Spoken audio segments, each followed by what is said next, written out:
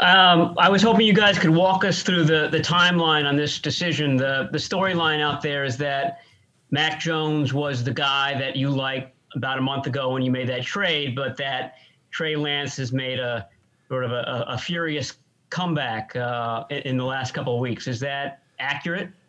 No, it's not. We can go back to January for the timeline, which we don't have enough time to go all the way through. But this is something that started since our season ended and our evaluation of people, and starting with where we thought people were going to be available, going to people who we thought could be on the trade market, to everything. We've been very high on Trey since the beginning, since day one. And yes, the person everyone else is speculating about, we liked him too. But it was just, honestly, to go through this whole process where, no one has known, my friends, coaches, anybody, how John and I feel and how we felt this whole time. And we do that because you don't want to sway people in this building. You want everyone to just work their butts off and give you their honest info. And that's why we don't share at all how we felt about our conversations when we were on vacation, talking in the first 2 weeks of January about these quarterbacks and comparing them to NFL guys. And when we made the trade, we knew exactly where we were going, what we were doing. Now we want an opportunity to go and look at everybody. But, I think just looking at this whole process, I think I was in Mexico the day we made the trade. And, within hours, there's at least two people who are out there speculating that their opinions are they think we're taking Mac Jones. And ever since then, I've kind of just watched every single person assume that was accurate and that those weren't opinions, those were facts. And we didn't feel that way from the beginning. I wouldn't have said there was no chance we wouldn't have. We were going to go through this process, and I would never have said it couldn't have ended up being him. But I know how we felt about Trey the whole time. And to watch that happen and to kind of watch everyone just assume, because a couple people say something, that's exactly how you feel. We weren't going to work to correct that at all. I thought that could be an advantage for us, especially when you look into stuff that just came out today, stuff that, you never know with this league. And if the whole NFL is assuming you're doing one thing and you're not doing that, I'm not going to work hard, and John, we're not going to work hard to correct that. So let that be. And whatever way that went, it was going to go, and it was crazy to watch where it all went. But no one has known anything but us. So it's been fun to watch it. I haven't been in many situations in my career like that. And when you get an opportunity to go through something like that, it is really cool to find out about people in your building, how they handle it. It's really cool to kind of watch people in the media too a little bit and just see who gives opinions, who gives some sources that you watch it and it's you're like, all right, I know that's not true. So where's that? And you get to see people for 2 months and how things are. And I haven't been in many situations like that. And it was kind of neat to see. You learn a lot about your organization. You learn a lot about other people. And but you try to lower your head and you try to do what's right and not be affected by any of that. And it's just been interesting to watch. And sure glad that it's over. I'm glad that we got our guy. I'm glad we feel so good about it. And I'm just pumped to get him here. I think the only thing I'll add to that, because that's a really good timeline, and I think a pretty comprehensive outlook at kind of where we've been. But I think the blessing of it all, and that was that we got to tell Trey Lance, and Trey Lance didn't know before that, and we got to make a young man's dreams and a family's dreams, and I think we got to know a person that impressed us as much on the field and as he did off the field, and he was outstanding in both ways. And that goes for a lot of these guys, but with Trey, that was a special moment to be able to talk to him, because I think it was true surprise. And he had a hunch, I believe, and I'm interested to hear from him. But that was the first time he heard it when we were able to call him. So that was a pretty special moment. Okay, so some of the crazy stuff that went on today also was that there was talks of you guys possibly trading for a veteran quarterback that belongs to another team. So were there any talks yesterday or consideration about pursuing a trade for such a player? I'll answer that, Cam. And you're talking about the MVP of our league last year, and I don't know about you guys, but to me, when the MVP of the league might be available, and I didn't know that, I'm just reading the tea leaves just like everybody else and saying, hold on, is something going on here?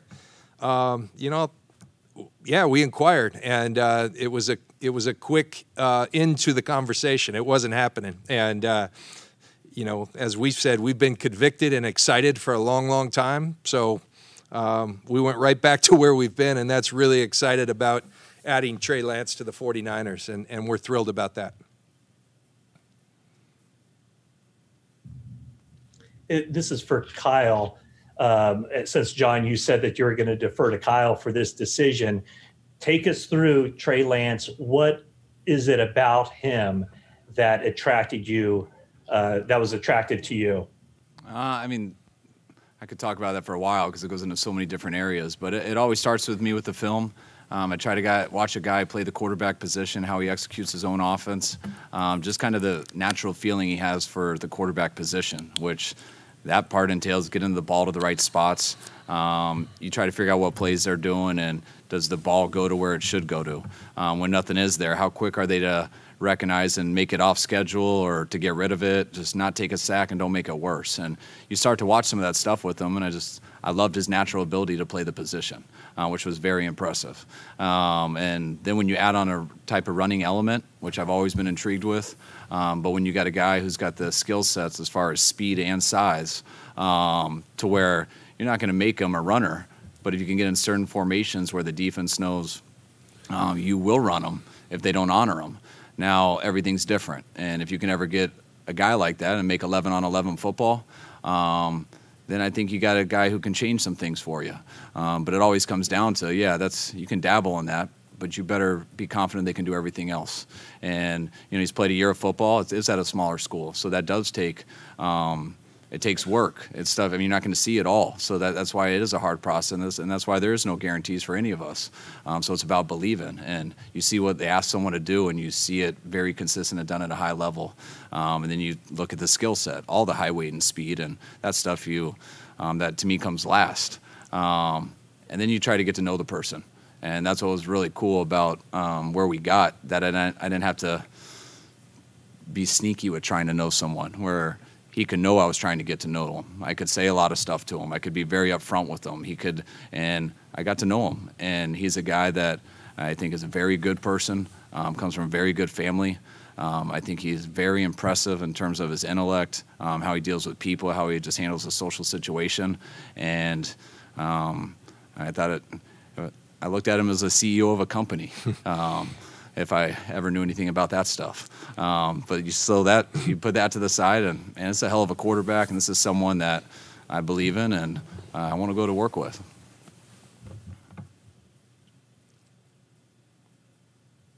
Kyle, obviously he hasn't played a lot and not a lot recently. Can you see him being a starter this season? Is it a competition with Jimmy? And what's Garoppolo's status as you go into, say, training camp this season? First of all, I'm glad you asked about Jimmy. I totally bombed that on Monday.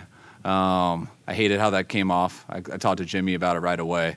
I didn't realize it when I did it. Person I have a relationship with who sometimes when he asks me what I think is a silly question, sometimes I mess with him back, and that's kind of what I was doing. And that was between me and that guy. It had nothing to do with Jimmy when I said I didn't know if we'd be alive on Sunday.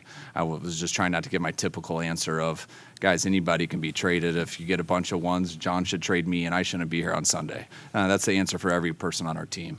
But Jimmy's situation is, if he isn't here on Sunday, I would be disappointed because Jimmy is a quarterback who's played 1 year and took us to a Super Bowl and played at a very high level. He's had some fortunate injuries, but I believe in Jimmy as a person, and he's shown what he can do on tape.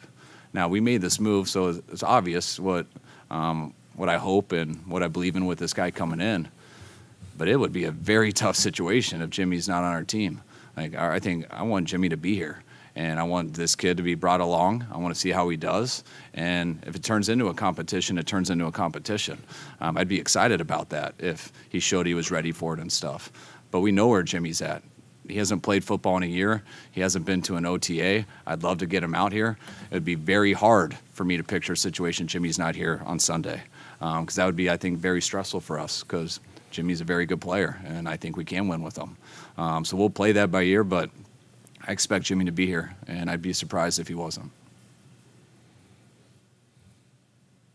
Hey, Kyle, one of the things that jumped out with Trey that I'm just curious how much it factored into your evaluation. He's the one guy out of this group that was under center, did play action a lot, turned his back to the defense. How much does that maybe factor into what you're looking at, just in terms of being able to project what they could become?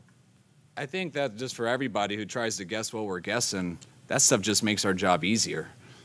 But it's not like, oh, this guy plays in your scheme, or you can see something that, all right, that's why I'm taking the person. That helps people. It helps you visualize something better and helps you can anticipate how they'll be at the next level. So it makes your job easier, but that's about it.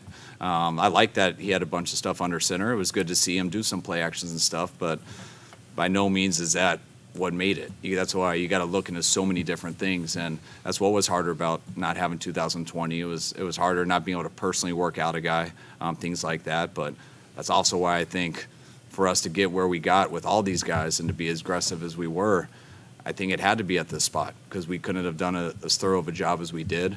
And, I mean, everything is an educated guess, and I feel very confident with our process, with my own life experiences and what I've been through, with the help of John, our staff, everyone in here.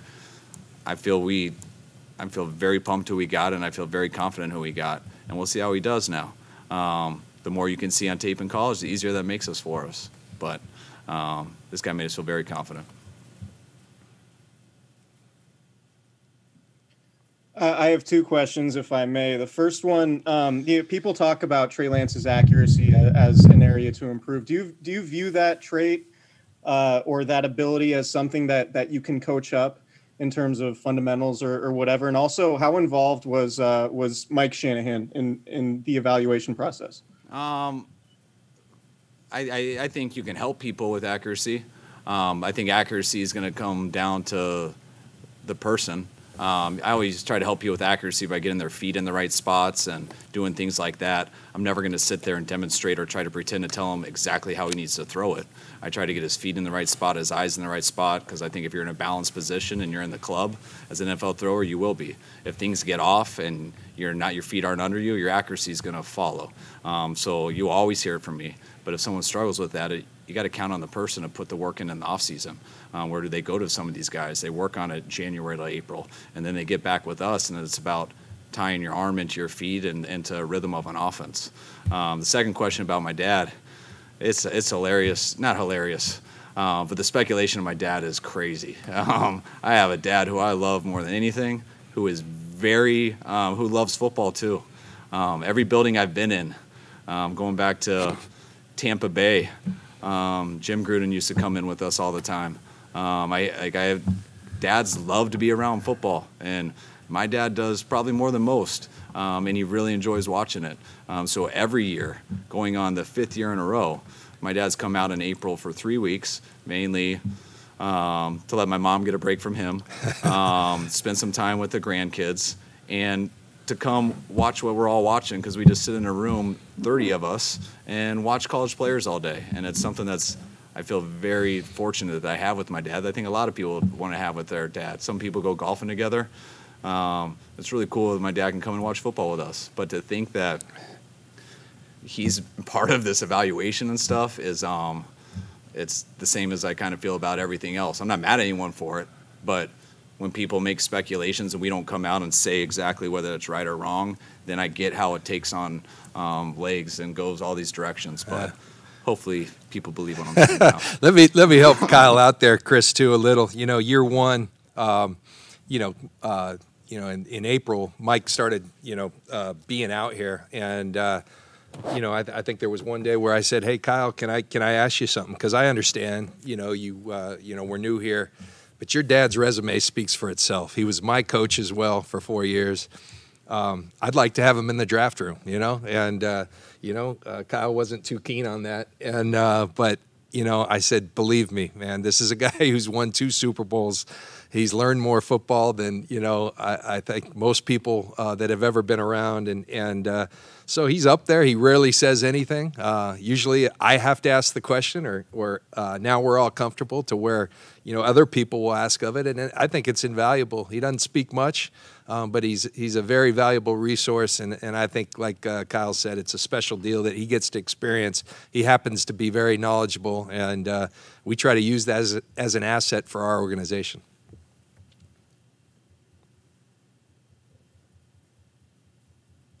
Hey, guys, I'm feeling pressure. I want to ask a question that's going to make Kyle respond and then have to apologize to a player. But I'm going to choke, I think. Anyway, I think you basically answered this, but when you moved up to number 3, I think you all said that, you had 3 players you had identified as being worthy of that pick. Just to be clear, that was Trevor Lawrence and Zach Wilson and Trey Lance. Is that right? What guys did you say? He said Lawrence, Wilson, and Lance. Eric, I think, everybody's been operating under the assumption too. I think for a while the understanding in the league, it was probably going to be Lawrence to Jacksonville, Zach Wilson to the Jets. Now, obviously, we do our due diligence. I think what we've been talking about is the other 3 that presented themselves. And we saw them as very talented prospects. I mean, this is a very good quarterback class. Who knows what it will become? But those are the 3 I think we've been referencing more than anything. We never make assumptions. We do our due diligence on each of them. We did on Trevor Lawrence. We did on Zach Wilson. But we felt pretty secure with relationships, with intel, and just kind of it was pretty obvious that's where they were going. And it was the other 3, that we had in contention when we made that move. Yeah, there's been so much speculation on all this. That's why I'm hoping we're clearing some stuff up for people. But, we assumed the guys were going 1 and 2, and we were hoping there was gonna be 3 we're gonna like, and just clearing all that up at the time, going just off tape, not talking to anyone. I personally, there was 2 that I thought, oh, for sure, like just off the tape. But we can go through a lot of this stuff and see more. It's not ending. This is conversations that we feel in January. I don't know exactly when the trade happened, but just off of the tape and not doing anything, there was 2 guys I thought we could get that weren't going on 1 and 2, that we would have taken anywhere from 3 all the way to 12. Then we moved up to 3, and going through the process, then I personally thought there was 3 guys that we would take. We definitely have it in order and which ones we'd want first and stuff like that, and that's what we spent our time doing. And that was pretty cool to get there and realize, man, all of these guys we like. Doesn't mean anyone's a slam dunk. It doesn't guarantee anything. But we did know that we wanted to get a quarterback. And the only way we could guarantee it, we thought, back in January, trying to think of where these guys were going to go after 2, we could come up with a spot all the way from 3 all the way to 11. And we're like, man, we might not get anyone. And at the time, the thoughts that we had, we didn't think that was an option. And I like what we did when you get there, and then you end up feeling stronger about the 2 guys that you already felt good about, and that 3rd guy ends up being a candidate too. I felt good through the whole process, and it got stronger as we looked more into it. Couple more, please. This is for both of you. It sounded like, or Jed was kind of tweeting things that he didn't know who the pick was. Is this, you said it was a unique situation. Did he really not know who the pick was? And is this the first time you've been on a team or around a team where the owner actually didn't know who the pick was going to be? we were in the bunker. Apparently, there's been some entertaining stuff going on, and I'm not. Hey, he writes the check, so I tweet away. Yes, Jed knew. We shared with him this. Like Kyle and I said, we've known for a couple weeks, and we've had a good feeling for a while, but we wanted to let the process, and we committed to each other to let the process run its course. And, so officially this Monday, Kyle and I, kind of tied it, put a bow on it and said, this is where we're going. And, we did that. And I believe it was Wednesday when we told Jed. I think so. We need to get Jed. Yeah. Jed can answer these questions. He'll tweet it out here.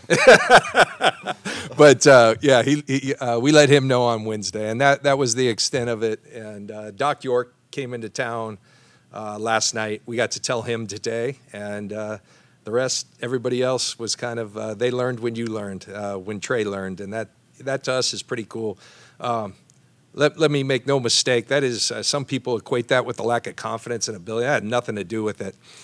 We felt like we were in a unique situation to, number one, look out for the best interest, because you never know what's going to happen. Who knows? The MVP of the league might become available, and, it's, we felt like that was our duty, and, we were able to keep it that way, and that's pretty cool, because, again, I told you about what a special deal that was for the player, and I think he'll forever remember that, and I like surprises, and so I thought it was great that we were able to keep it in-house. Hey guys, I know you like Trey Lance's film. There's not a lot of it. So how much did he grow on you the past few months as you got to know him and his makeup? Also the film not having a lot of it. He has the same amount of film as Mac. He had the same amount as Joe Burrow from the year before. It's still the same as a lot of guys. So, and the film was very good. Unfortunately, to get a 2020 year. So that's what was tough. At first you think that and you're like, man, this is tough. Why can't I see the second year? But we had a lot of time to watch 2019, and there are a lot of clips. And when you collect all the pluses and minuses, and that's usually how I watch film. And by the time you've gone through it for 4 months, and you have 400 clips of just pluses and minuses, and you do that for everyone. And I had a lot more pluses for Trey, like I just did. But I start to think too, because you hear that. He didn't play this year. There's not much film, and then when I go back through my notes and I just sort on our computer and I just watch all his good plays, there's 160 of them, and so that was a lot of good tape for me. And you always want more.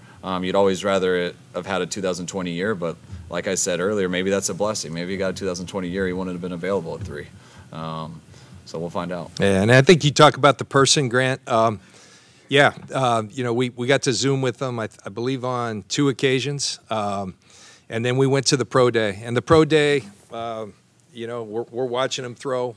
There is some interaction after it's over, but we were good. And, by that point, we did feel like it's pretty cool that you can. Obviously, face-to-face is better, but in this world, you better adjust. You better be able to improvise, and we did just like every other team. And we got a good feel for who Trey is. I think one of the cool things for us at the pro day, walking out, we made a point to say hello to his parents, and that was really cool, because when you have a special young man like this, someone, the good Lord had a good hand in that, but there's 2 parents that were very responsible for how this guy carries himself, and it is very impressive, and we got a chance to meet his dad, Carlton. That it turns out Kyle was a ball boy here in '92. He was in Niners camp in '92. So we got to share some stories about that. I believe his mom's name's Angela, and his younger brother was there. So it was really fun to get to say hello. Literally 2-3 minutes, but fun to get to meet the people. And we were blown away by the person, the aptitude, and the way he carries himself. Last one. Kyle, you said that Trey was like the CEO of a company, and John just talked about his aptitude and the way he carries himself. Can you talk a little bit more on that and elaborate? And is that the kind of intangible you just can't teach? Yes, I think that. If I didn't like the film, that would have been a negative for me. I would have been like, you got to hire this guy to be a CEO somewhere. This isn't a quarterback of a team. And when you watch the film and he's you see such a true quarterback in every aspect of how he plays, and then you meet him, you're like, man, this guy doesn't have to be a quarterback. He could go be a CEO of some company. And then it's a huge compliment, and it's a very impressive thing to watch. His skill set he has, just how intelligent he is, how he handles himself. And then to know how he relates to all his teammates. Just going up there and watching how his teammates kind of talk about him, how they gravitate around him, watching some of them interviewed on TV. You can tell he's going to impress a football team, and he'd also impress a company. He's going to be impressive in whatever he's in.